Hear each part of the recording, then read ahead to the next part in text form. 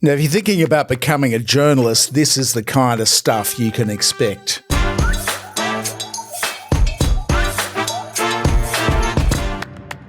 This kind of thing. This is the information you will get back when you file a Freedom of Information request often, or Freedom from Information, as they actually should call it. Now, what is this nonsense? What is all this ducking, weaving and retraction from the people that we pay, the people that we elect? What it is, in essence, is the government hiding stuff on behalf of its property lobbyist mates. Favours for mates, the people who donate to them. Stuff which, if revealed, would show just how owned they are by the people that pay them, their donors. But we actually pay their wages, and we are the ones in the cost of living crisis. We're the ones, the young people who can't find a place to live at a reasonable price and will struggle to ever own their own home. How is this possibly acting in our interests? It should be obvious to everybody by now that the deluge of foreign money into Australia's property market has been forcing prices up.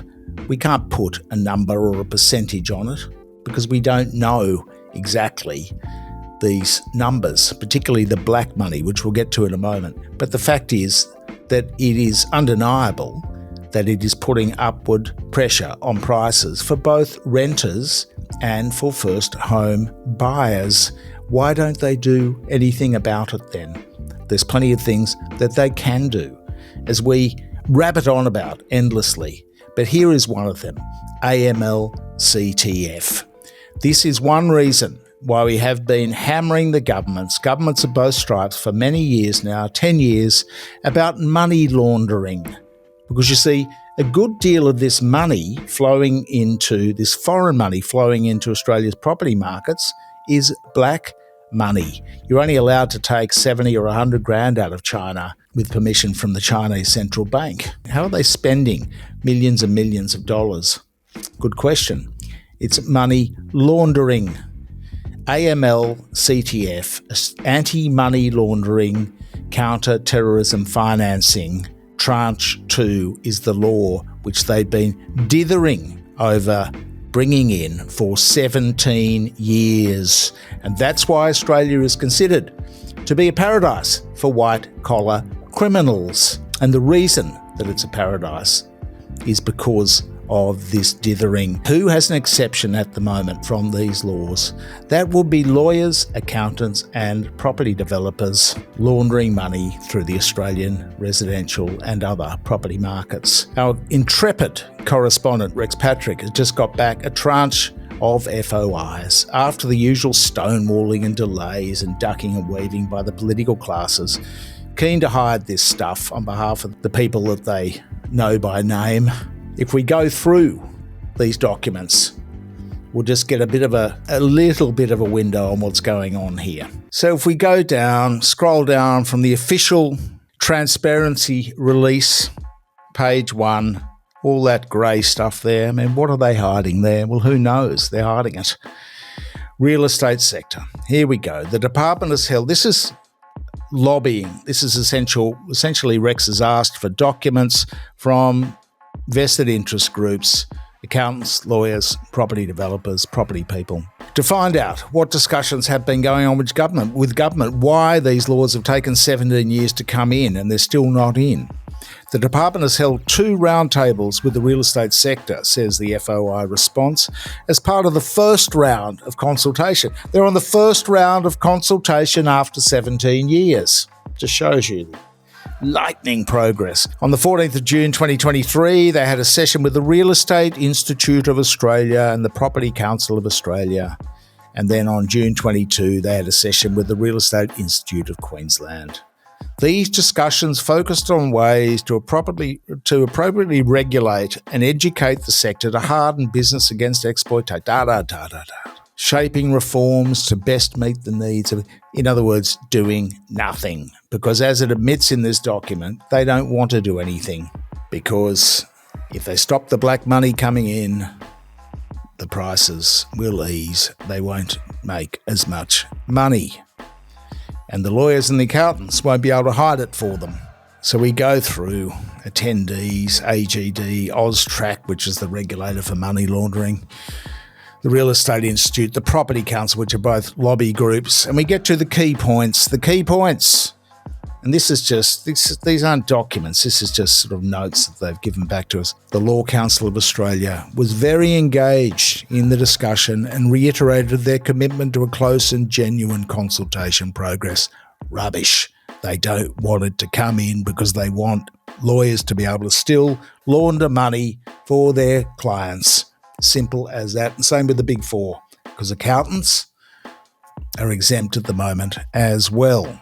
Just going through here, there's a few names in here, a couple. Most of it's been redacted, but the team has now completed reviewing the 140 plus submissions from the first round of consultations on AML-CTF reform. Well, I bet ACOS and ordinary people and first home buyers and renters were not represented in these 140 plus submissions, because you see they don't really count because they don't pay for the political process. In considering the proposed reforms, Australia should take guidance from the experiences of other countries within the FATF global network, including UK and New Zealand. Submissions call for a cost-benefit analysis to be developed and provided. Well, how long is that going to take? It's been 17 years and they're saying submissions called for a cost-benefit analysis. Have they not done that in 17 years?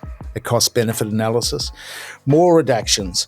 By the way, FATF is the Financial Action Task Force based in Geneva. It's like the global regulator or authority on money laundering and counter-terrorism financing. And Australia lags the world. We're down there with the lesser African nations when it comes to money laundering. That's where we stand. This criminal paradise. Many submissions commented on leveraging existing processes and avoiding duplication and reduce regulatory costs. Oh, woe is me. Regulated entities generally noted their support for the extension of the AML-CTF to tranche 2 entities, which we've discussed. That's nonsense. That's just talking points. An implementation timeline transitional period is highly desirable to allow time for new entities to fill in. So if they do bring this thing in, because Dreyfus, the Attorney General, has announced a crackdown, which was echoed like crickets in the mainstream media. AFR, the Australian, the ABC, crackdown on money laundering. It's not a crackdown. It's just a press release. There's no laws yet after 17 years. It's just PR.